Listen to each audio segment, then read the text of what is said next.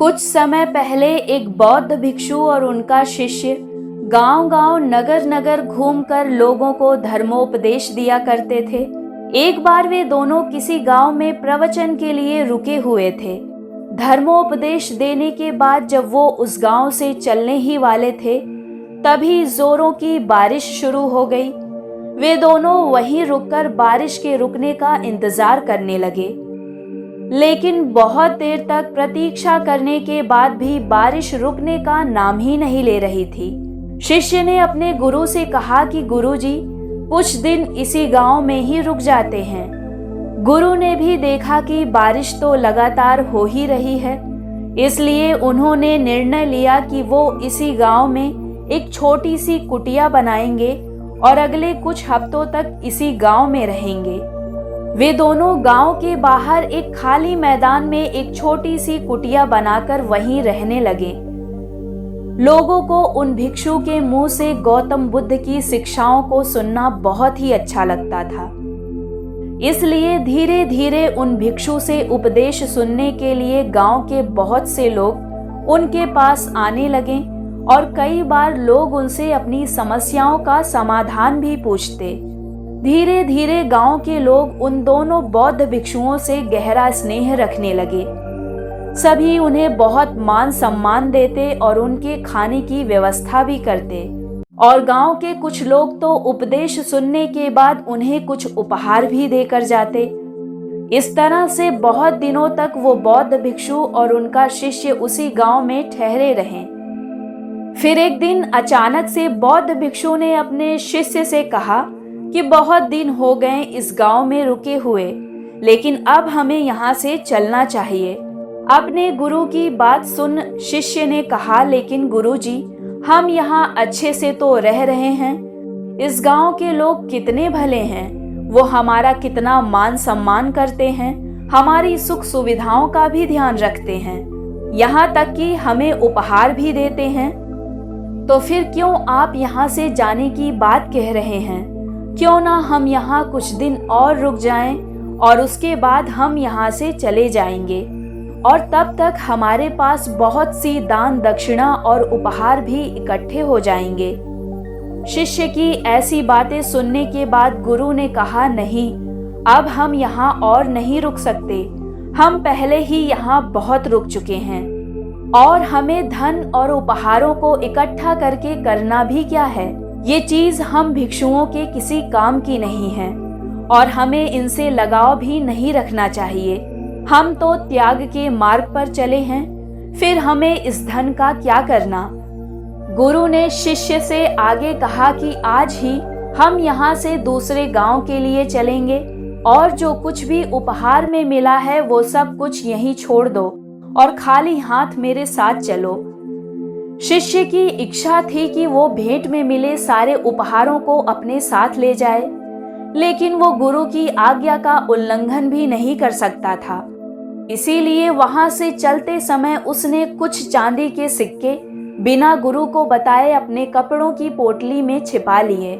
उस गांव से निकलकर वे दोनों कुछ दूर ही चले थे कि तभी उन्हें रास्ते में एक बहुत बड़ी नदी मिली, और जिस गांव में वे धर्मोपदेश के लिए जाना चाहते थे, उसके लिए उन्हें ये बड़ी सी नदी पार करनी ही पड़ती।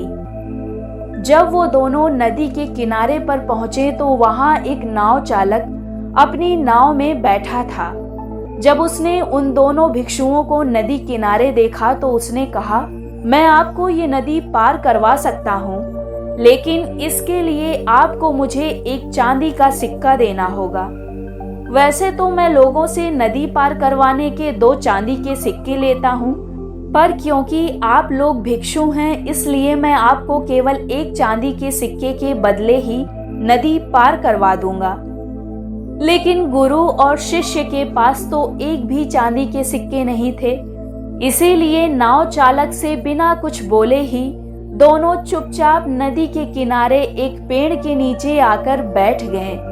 हालांकि शिष्य ने चांदी के कुछ सिक्के अपनी पोटली में छिपा रखे थे, लेकिन वो उन्हें निकाल नहीं सकता था, क्योंकि उसे डर था कि गुरुजी उस पर गुस्सा होंगे। इसीलिए वो भी गुरु के साथ चुपचाप ये सोचकर बैठा रहा कि देखते हैं बिना सिक्कों के गुरुजी नदी कैसे पार करते हैं। कुछ समय बीतने के बाद भी गुरु ये सोचकर किनारे बैठे रहे कि हो सकता है ये नाव चालक खुद ही बिना सिक्कों के उन्हें नदी पार करवा दे, या फिर जिस गांव से वो अभी आए हैं वहां का कोई व्यक्ति यहाँ से गुजरे और उन्हें पहचान कर उनके हिस्से का किराया भी नाव चालक को दे दे। लेकिन ना तो नाव चालक ने ही बिना चांदी के सिक्के के नदी पार करवाने की बात कही और ना ही गांव का कोई व्यक्ति वहां आया। देखते देखते शाम हो गई। दोनों गुरु और शिष्य अभी भी नदी किनारे चुपचाप बैठे थे, लेकिन डर के मारे ना तो शिष्य ने पोटली में से सिक्के निकाले और ना ही नाव चालक बिना सिक्कों के उन्हें नदी पार करवाने के लिए तैयार था। अब तो अंधेरा भी होने लगा।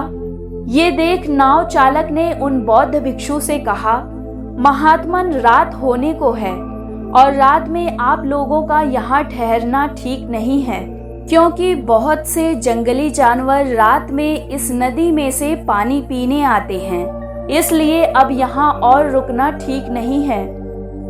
या तो आप उस गांव में वापस लौट जाएं जहां से आप आए हैं, या फिर मुझे सिक्के देकर ये नदी पार कर अपने गंतव्य तक पहुँचें, क्योंकि अब बस थोड़ी देर बाद मैं भी अपनी नाव लेकर यहाँ से चला जाऊंगा। गुरु ये बात कहने ही वाले थे कि उनके पास एक भी चांदी के सिक्के नहीं हैं कि तभी शिष्य ने तुरंत ही अपनी पोटली से 2 चांदी के सिक्के निकालकर नाव चालक को देते हुए कहा, कृपया हमें जल्दी से नदी पार करवा दें। नाव चालक ने सिक्के लेकर उन्हें नदी पार करवा दी। नदी पार करने के बाद गुरु ने शिष्य से कहा, जब मैंने तुमसे मना किया था कि अपने साथ कुछ भी मत ले चलना, फिर तुमने ये चांदी के सिक्के क्यों रख लिए थे? तुमने मेरी बात क्यों नहीं मानी? शिष्य ने कहा, गुरुजी, अगर आज ये चांदी के सिक्के मेरी पोटली में नहीं होते तो हम नदी पार नहीं कर पाते। रात होने ही वाली थी, हम कब तक वहां नदी किनारे बैठे रहते? आप धन्यवाद करने की बजाय मुझे डांट रहे हैं।